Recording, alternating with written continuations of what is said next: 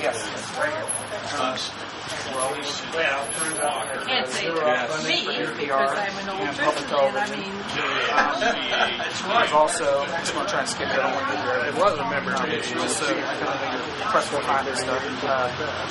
Forces states to fire 65,000 teachers' aides, which of course will lead to increased class sizes, and well, that's thanks to education cuts. There will also be cuts to financial aid for middle and low-income families, including myself, because I'm in college. That directly impacts me. Let me see what else was there. I wanted to just go to how this affects Ohio the worst in a lot of ways. I don't mean to be dark. We're not jumping everywhere here, but let me see. Look, I already gave it the $27,000, 27,000 job figure. Okay, yeah, public housing. $46 million would be cut for needed repairs, such as new roofs and boilers, the revitalization of public housing. Let's see, $6.5 million would be cut from home grants to help communities develop more affordable housing options. In essence, this is like basically something that's just going to directly impact low and middle class families. And that's just a little bit. That's like the icing on top of the cake, if you will, for the Republican budget. And that's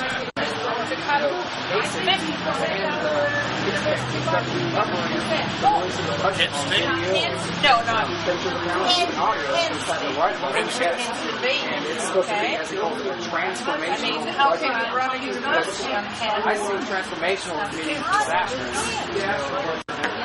Everyone who works. I had somebody say, well, that's a commodity world.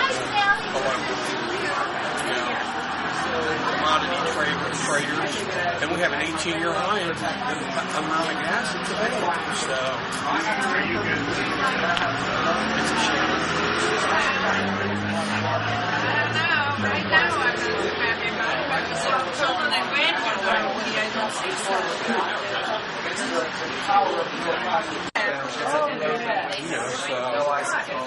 And Columbus has a population of a million. What do you guys have trainings with?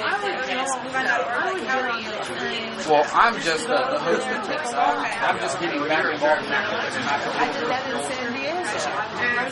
You want to talk to him if you want? Yeah, if you guys have a minute, or if you need to get started, I can always talk to you after. Hey, do you want to quickly talk to her real quick? Oh, well, Christian.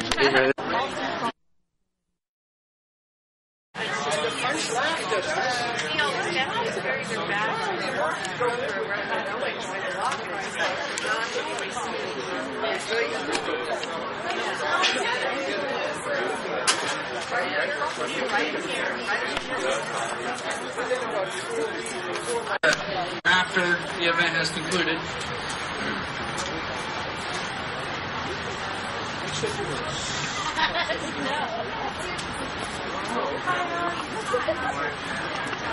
How about that? Because this is the American dream that's at stake here. So, here we go. Defend the dream! Defend the dream! Defend the dream! Defend the dream! Defend the dream! Defend the dream! Defend the dream! Defend the dream! Defend the dream! Sorry. I'm a little bit of a novice, so... Alright, so here we go. Like I said, we're a little bit pressed for time. This is my fault. I got distracted. But I have a little bit of a speech here that I wrote for you guys, if you don't mind. Alright, it says, welcome everyone. My name is Daniel, and I'm a Move On member from right here in Newark, Ohio. I'm proud to be with you here today as 200 plus other Defend the Dream events transpire around the country. We are part of the tens of thousands of Americans who are standing in solidarity with the protesters in Wisconsin, Indiana, Michigan, New Jersey, and here in the great state of Ohio. Thank you all for coming. We're here to say loudly and clearly that enough is enough.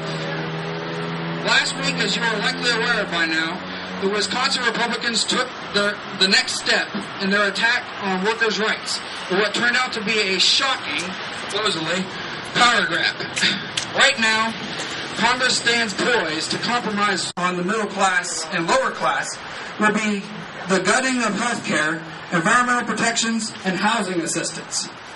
On top of all that, this great work of supposedly bipartisan negotiation promises to do the opposite of what the Republicans campaigned on by destroying more jobs.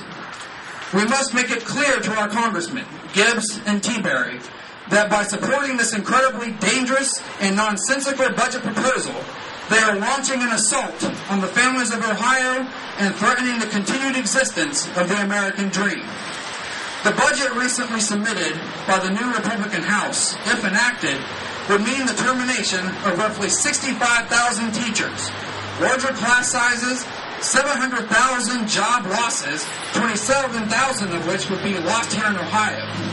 Cuts to Head Start for 200,000 young children, such as my 4-year-old son. Severe reductions in financial aid for the less than rich college students of America, such as myself. And the possibility of about 10,000 more homeless veterans. Is that what you want, America? No! I didn't think so. There is an alternative to this path of certain economic destruction. Instead of punishing working Americans, we need to defend the American dream, in part by making corporations and millionaires pay their fair share. And it wouldn't hurt to eliminate the cap that limits payroll taxes to the first $106,000 of income while we're at it. Moreover, we need to remember that it was what it was that allowed us to have the dream in the first place. Organized labor. I call this event The Time Is Now because I genuinely feel that this moment is our moment to rebuild the middle class and to strengthen it with a renewed appreciation for what can be accomplished when we, the less fortunate, come together and strive for shared prosperity. I organized this event today for 2 reasons. One of those reasons deals with a pledge for which Move On has called us to rally today. And I'll discuss that momentarily. My initial intent, however, was to gather together my fellow dreamers so as to proclaim that today is the day that we begin the labor movement anew. It shall no longer be acceptable for us to buckle and conceal away all of our accomplishments for those who've come before us. No, we need no longer beg for pity from our taskmasters, because now is the time that we make them remember who it is that makes this system work in the first place. So, if you are willing and able, I hereby issue the following call to action. Unite. Every working man and woman, regardless of occupation, must come together because your time is now. We must seize the day by organizing from sea to shining sea. We must take action and unionize. If you work fast food, organize. If you're a nurse, a nurse's aide, or simply the person that drives the ambulance, organize. Janitors, construction workers, and temps alike must capitalize on this moment and perhaps the last chance we have and organize. If your employer uses the usual tactics to intimidate you, persist anyway. When they fire you, communicate with your former co-workers because nothing sends chills down the collective spines of the elite more than the power of the people united. These attacks on workers' rights and public services being waged across the country must come to an end. Republicans all over this country are using the wreckage of an economy that has been in ruin long before than I have even been alive as an excuse to implement their tax and budget cuts that only truly benefit the well-to-do in the end. A strong middle class is directly connected to the existence of a healthy democracy. And that's why I'm signing this promise to defend the dream. And it is my sincere hope that everybody here will join me. It reads, Dear Congress, the undersigned are committed to defending the American dream. We're standing up to say no to the attacks on workers' rights and the middle class. No to federal budget cuts that would cost our country 700,000 jobs and cut billions of dollars in funding for public programs that our community relies on. We say yes to defending the American dream. Sincerely, all of us. Next week, when Congress comes home for March recess from hardly working hard, this pledge will be delivered for the purpose of informing Congress that we haven't forgotten what it means to dream the American dream, and that we expect them to restore that dream or to face the consequences. Thank you. Hear, hear.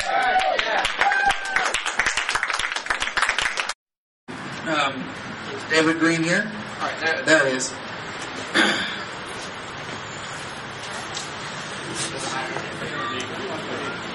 Well, you don't want to.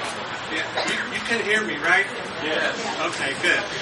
I just a few comments and some practical things to be doing. I'm strongly union, 100%, been in mine workers, the teachers union, and a number of other organizations, and know that organized workers are the only way to defend our interests. Without organization, we're alone in so many ways. And so I think it is unquestionably a concerted attack, very well planned attack on labor and on the possibility of working people speaking for their interests all across the country, state after state after state, wherever a foothold can be gained.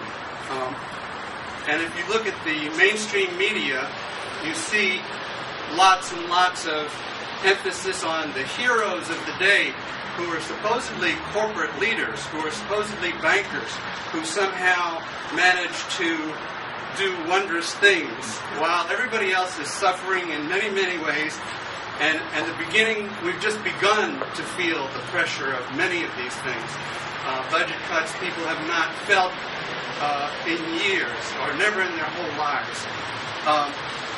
So it's really, really critical that people start talking to each other, start educating. Very massive education of working people, poor people, unemployed people is required here. Reawakening of understanding and involvement and thinking, and unquestionably organizing. So there's two things I wanted to just bring here. Some of you probably know that teachers are organizing a demonstration here on Saturday at noon to oppose SB 5 and to state the importance of public service. Unfortunately, we've been besmirched, besmeared, whatever the words are. We've been maligned that anything that serves the community is somehow a ripoff. That's what the media portrays in big scale. And this is an opportunity for teachers, but not just teachers, all working people to come to support together.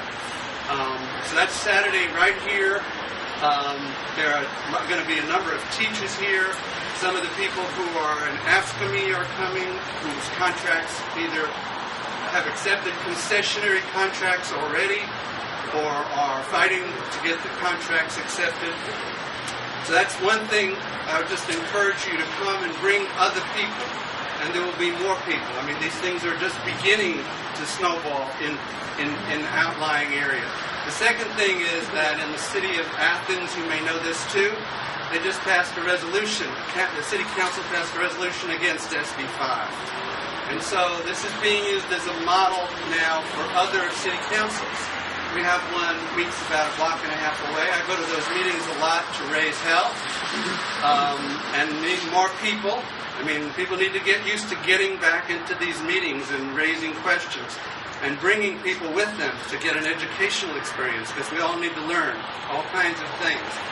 So there's an important step here on a local level of organizing. It's a tool for organizing, and it's an important instrument to bring people together. And sometimes we think that our voices are lonely and isolated. And I think it's really important. If you go to city council with 25 people, they sit up and take notice. You know, if you go with more, of course, they take notice more. Maybe they close the doors, maybe they hide, whatever they do. But it is important to have people participating in all these levels. So we're doing this thing of trying to get